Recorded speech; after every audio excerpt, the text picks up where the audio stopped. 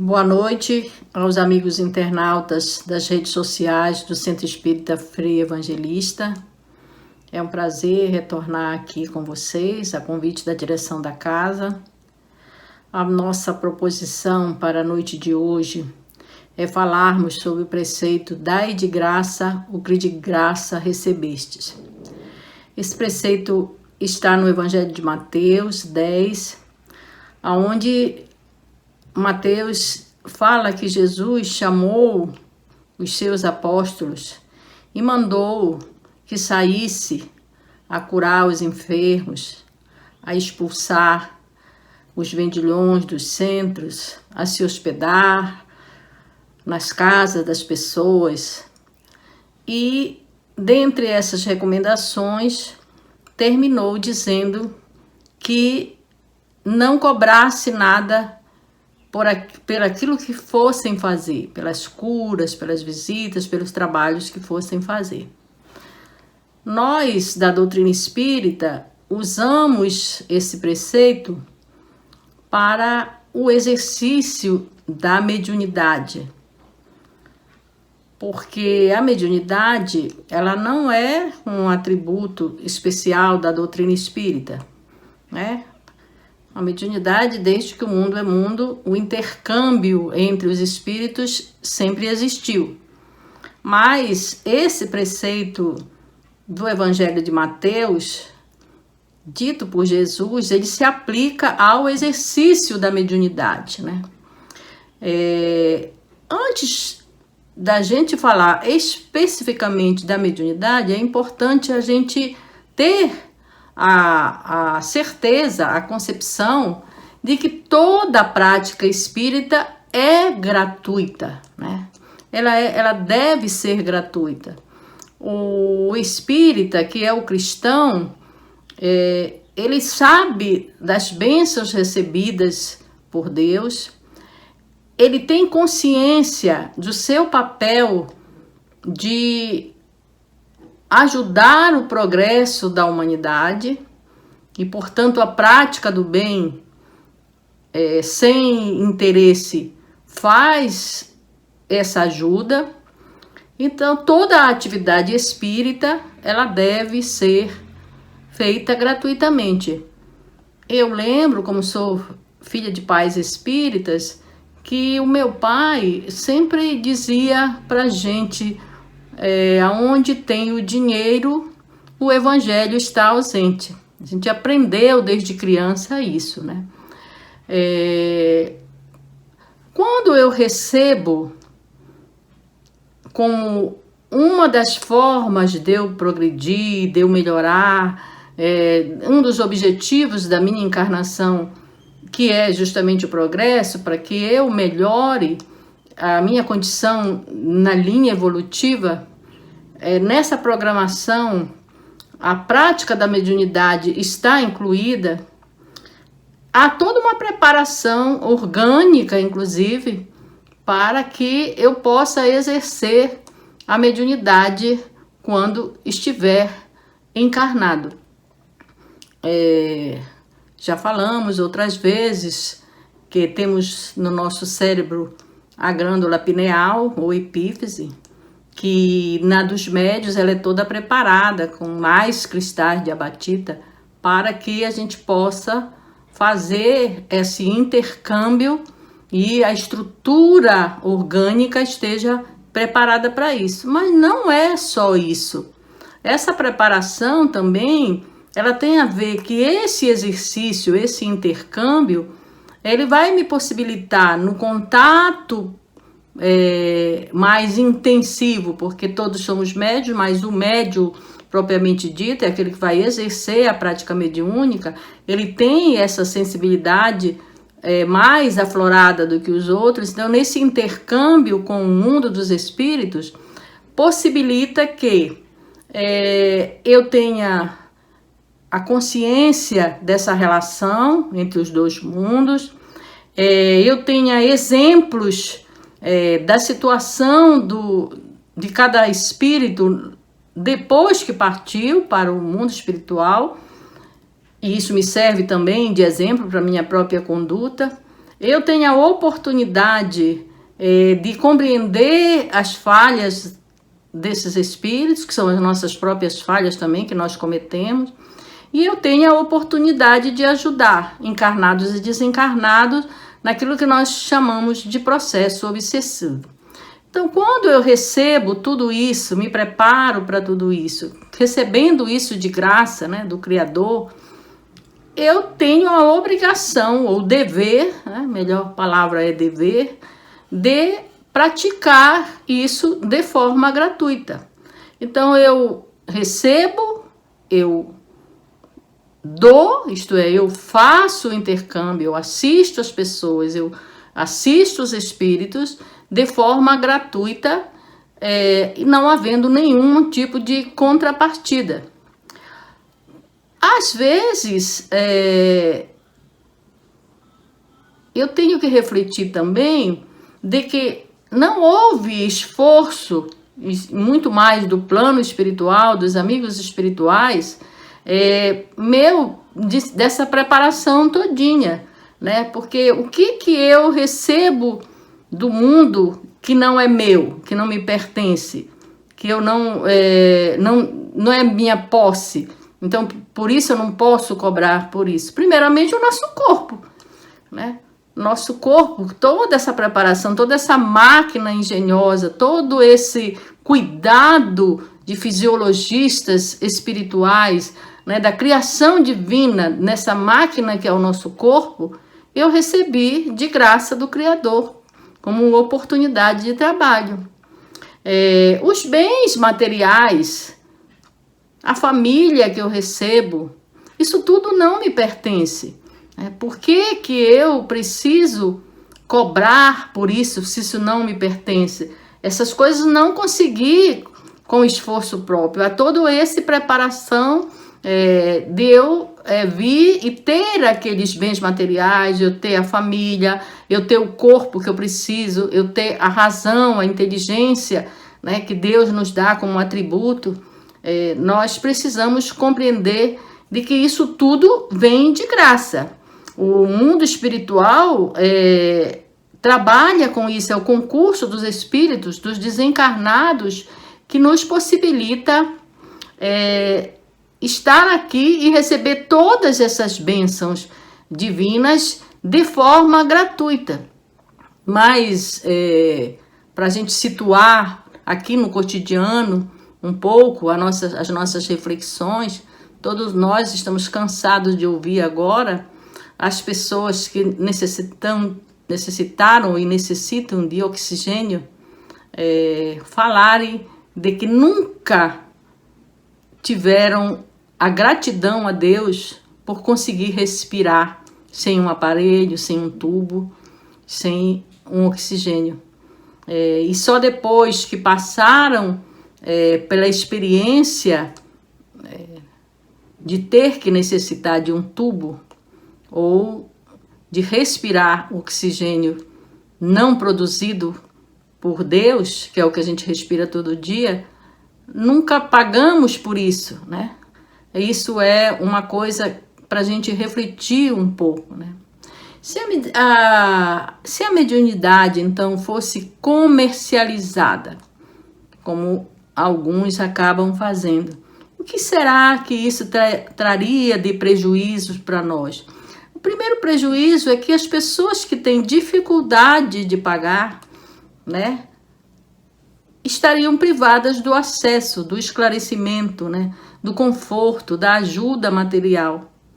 Então, se eu posso pagar, então eu contrato o médium, né, que se propõe a fazer isso, a cobrar, e então eu tenho a orientação, aquilo que eu espero buscar nisso. Então, já seria um prejuízo, né? Mas a gente precisa refletir também que, por mais que isso possa ser verdade, Deus não desampara nenhum daqueles que estão precisando da assistência de esclarecimento porque não podem pagar. O médium que se propõe a vender, a cobrar pela mediunidade,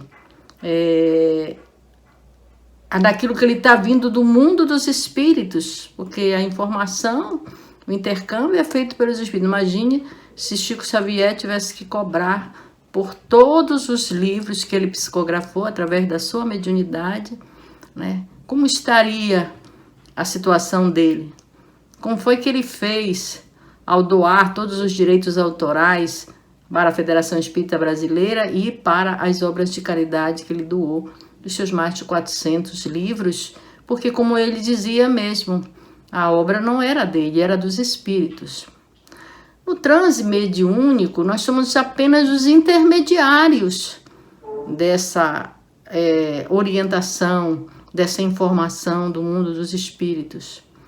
Quando nós fazemos isso para obter vantagens, e nós estamos cheios de exemplos aí de médiuns, né, que tinham uma faculdade mediúnica vigorosa e caíram por esse caminho, pelo caminho da cobrança, do enriquecimento, e se desviaram totalmente da conduta, atrapalhando a sua evolução espiritual, prejudicando as pessoas, principalmente aqueles que querem ser socorridos por milagre, ou aqueles mais crédulos que creem, né, que é possível, que vão desesperados que estão de já terem procurado todas as ajudas, já terem ido em tudo quanto foi médico, em tudo quanto foi religião, e vão à procura de um médium desse, esperando ser curado, e encontram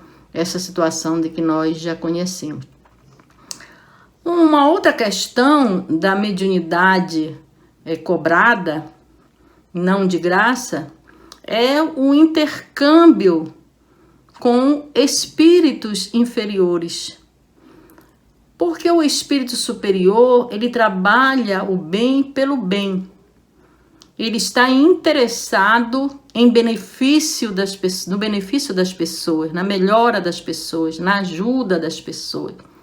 Ele não está interessado em obter vantagens para isso. Quando a mediunidade é exercida dessa forma, na cobrança, né, no intercâmbio, no poder, no interesse, através do intercâmbio, nós então vamos fazer essa vinculação. O médium acaba vendendo o seu trabalho mediúnico, acaba fazendo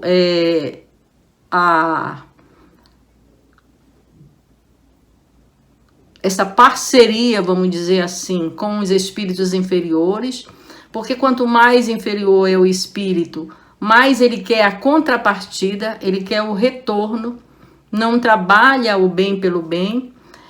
Então essa ligação com a espiritualidade inferior, ela é patente, não quer dizer que ali não esteja intercâmbio, mas como o interesse é o interesse material, o interesse de poder também, de fama, de projeção, você tem esse viés aí negativo com relação ao intercâmbio. Há uma coisa também que está assim, muito presente em relação à questão de hoje, para o momento em que nós atuamos, sobre as preces pagas, né? E a gente, às vezes, vamos refletir um pouco sobre o nosso comportamento em relação a essa questão da prece. A prece mais agradável a Deus, nós sabemos, é a prece que sai do fundo dos nossos corações. É o desejo sincero de irradiar para aquela pessoa objeto da nossa prece, né, da nossa vibração, da nossa irradiação, as melhores vibrações. Então, há sempre que pensar que há um interesse daquela pessoa que conhece a outra, né, e a irradiar para ela diretamente.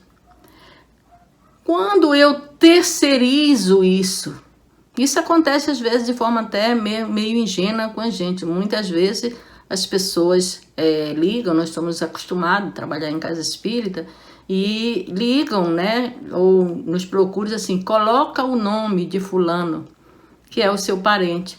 Não que a gente não possa orar todas as vezes que o espírito ora, ele deve fazer a oração além das pessoas a quem ele quer destinar a sua vibração, a sua prece, para toda a humanidade, para todos os sofredores.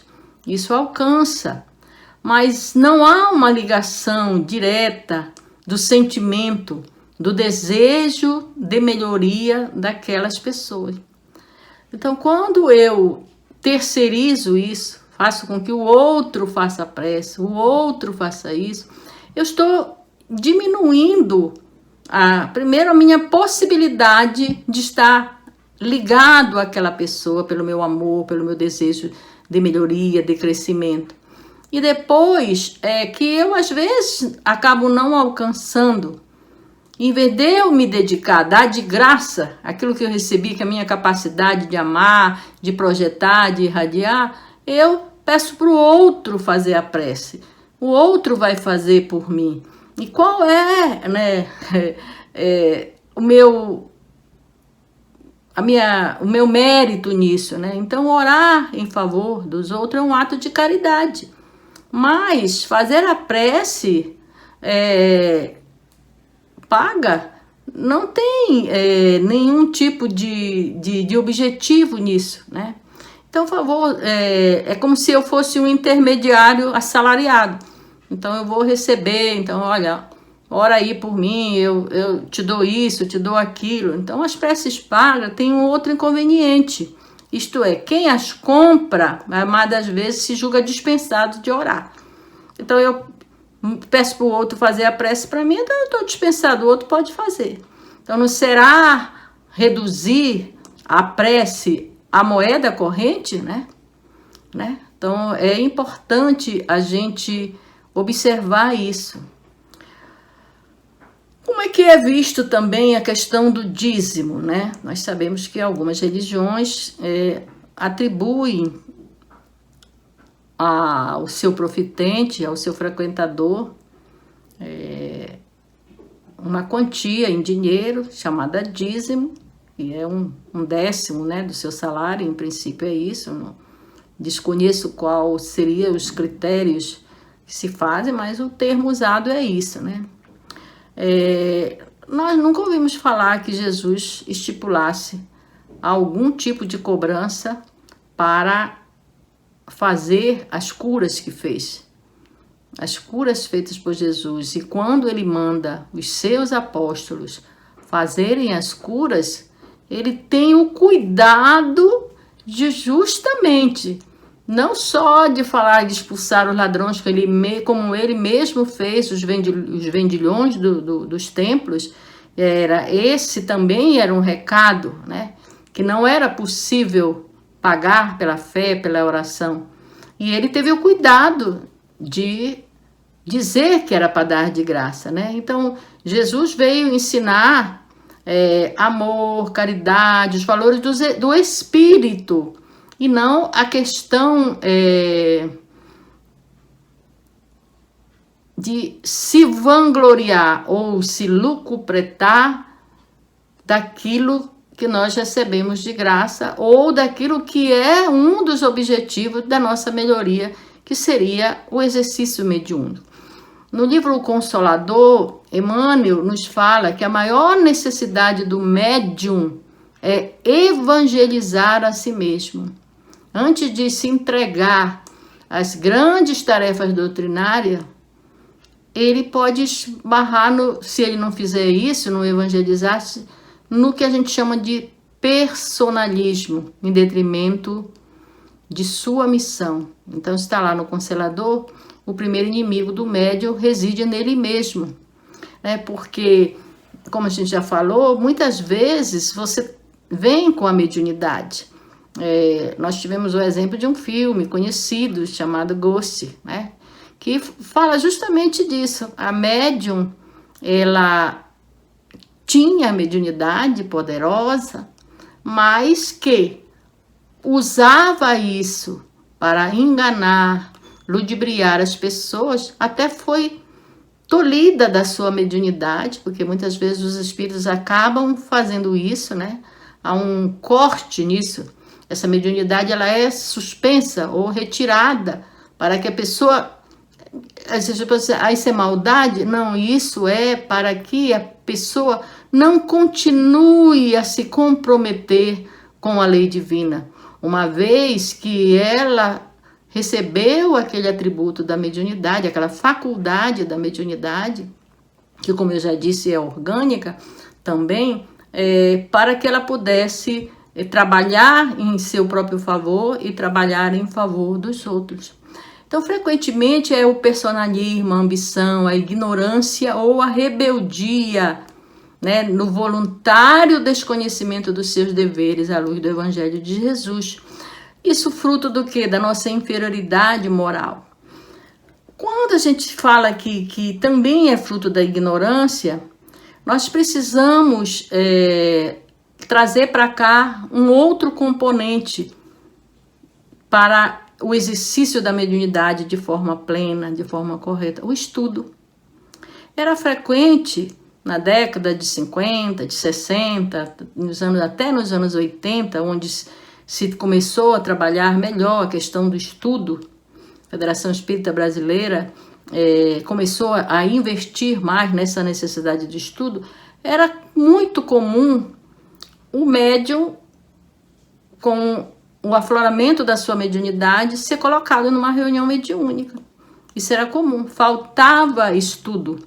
E aí muitos desvios, muitas dificuldades ocorrem, como ainda ocorre em todo o Brasil, porque muitas casas espíritas foram formadas por esse tipo de trabalho, era com um médium que acaba formando uma casa espírita, começaram a fazer isso de forma equivocada e não tiveram condições de mudar essa situação. Então, ainda vemos reuniões mediúnicas públicas, ainda vemos médios que fazem reunião mediúnica em suas casas, que não é o lugar apropriado. Mas hoje em dia, com tanto estudo, não se pode mais alegar ignorância da doutrina espírita para o exercício da mediunidade. Então, a mediunidade séria não pode ser jamais uma profissão, encarada como uma profissão. Às vezes até uma prova escolhida pela pessoa para poder ela transpor um degrau evolutivo. Ela não é obrigada, tem muita controvérsia em relação a isso. Eu escolhi, junto com os bons espíritos que me ajudaram nesse trabalho, a mediunidade como uma prova, como uma oportunidade de eu melhorar, de eu crescer evolutivamente, espiritualmente. Quando eu venho aqui, esquecido dos meus propósitos, as dificuldades que eu enfrento aqui, eu acabo que eu tenho medo, eu não quero fazer isso. Você não é obrigada a fazer, porque o planejamento reencarnatório, ele não é uma coisa fechada. O seu objetivo é melhorar. Você organiza todas as ações da sua vida, as situações, para melhorar. Mas se eu não consigo melhorar por este caminho, é possível que eu melhore por outro. E não invalida a minha reencarnação. Nem todos os projetos reencarnatórios que eu fiz eu consigo cumprir. Muitas vezes eu consigo cumprir parte deles, outras vezes consigo integralmente, outras vezes vou além, e outras vezes não consigo. É aquilo que a gente chama de mediunidade, de encarnação que não teve o objetivo, que não foi completista, que não completou aquilo que se propôs a fazer. Nós temos que prestar bastante atenção, porque às vezes o espírita e o médium diz assim, não, eu sou obrigada, eu tenho que ir. Esse é o momento agora também de reflexão sobre isso. Nós estamos fazendo as reuniões mediúnicas presenciais. Então, os médiuns dizem assim, mas eu preciso dar passividade. Então, isso é um equívoco, porque a mediunidade ela faz parte da vida toda do médium. ela não é 1h30 que eu estou numa reunião mediúnica, e não é porque eu estou em pandemia que eu estou impossibilitada de fazer esse intercâmbio mais extensivo. É claro que às vezes nas reuniões de vibrações, de radiação, pode haver uma comunicação, uma manifestação, mas eu não posso fazer como eu fazia dessa forma. Eu não vou, os espíritos não vão me perseguir, nem Deus vai me dizer que eu perdi a minha encarnação por conta disso. Então, a mediunidade, ela não deve ser explorada nem entendida de forma equivocada, né? A gente precisa, então, além de falar do Dai de Graça, o que de graça recebeu com relação à mediunidade, nós precisamos também olhar que existem outras coisas que eu posso dar de graça, que eu recebi de graça.